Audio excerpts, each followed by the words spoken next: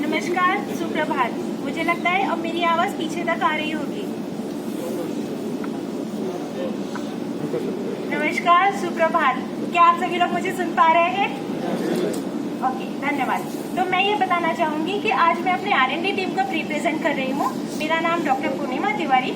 और सबसे पहले तो मैं मैनेजमेंट को धन्यवाद देना चाहूंगी, हमारे R&D हेड श्री सिंथिल सर और हमारे CRD हेड जो नितिन सर हमारे साथ हैं, जिन्होंने मुझे ये मौका दिया कि स्टैटिक इलेक्ट्रिसिटी से रिलेटेड जो मेरा एक्सपीरियंस है वो मैं आज आप सभी के साथ में शेयर करूँ। तो हालांकि हमारा जो ये सेफ्टी कैंपेन चल रहा है पिछले 10 दिनों से चल रहा है, तो पिछले 10 दिनों में हमारे सीनियर्स ने रोज हमें यह अवेयर कराया है कि स्टैटिक इलेक्ट्रिसिटी आखिर होती क्या है, वो क्यों जनरेट होती है और उसका जो हैजार्ड है हमारे लिए क्यों है।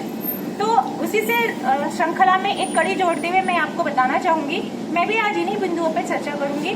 तो सबसे पहला जो पॉइंट होगा वो मेरा स्टैटिक इलेक्ट्रिसिटी जनरेशन का, वो कैसे जनरेट होती है, क्यों जनरेट होती है।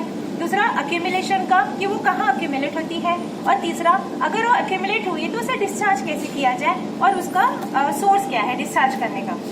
तो सबसे पहले स्टैटिक इलेक्ट्रिसिटी, तो सबसे पहला जो सोर्स है वो ह्यूमन बीइंग है। जैसे आजकल का जो मौसम चल रहा है, ठंड का मौसम है, तो ठंड के मौसम में ह्यूमिडिटी बहुत कम होती है, टेम्परेचर कम है, और यही सारी चीजें जो है वो चार्ज को एग्रीवेट करती है, और एग्रीवेट करने से हमारी बॉडी फुल चार्ज हो जाती है।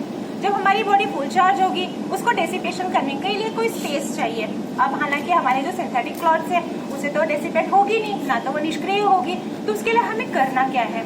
तो हमें करना ये है कि जैसे हम लोग केमिकल इंडस्ट्री में काम करते हैं, तो मैंने देखा है कई सारी इंडस्ट्रीज में एक अर्थ स्टेशन होता है। तो जैसे ही मैन पावर अपने मैन्युफैक्चरिंग एरिया में जाता है, अपने वर्किंग एरिया में जाता है, तो उस अर्थ स्टेशन के थ्रू जाता है।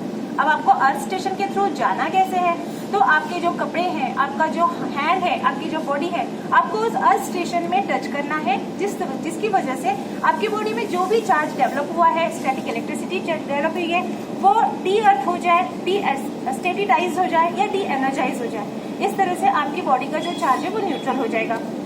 तो पहला तो हमने ये सोर्स बताया, और दूसरा उसका डिसिपेशन। अब दूसरा है, जब आप मैन्युफैक्चरिंग एरिया में जाओगे तो मैन्युफैक्चरिंग एरिया में मैकेनिकल एनर्जी डेवलप होती है। जैसे आपका एजिटेटर है, आपका रिएक्टर है, आपका सिफ्टर है, आपकी मिलिंग मशीन है।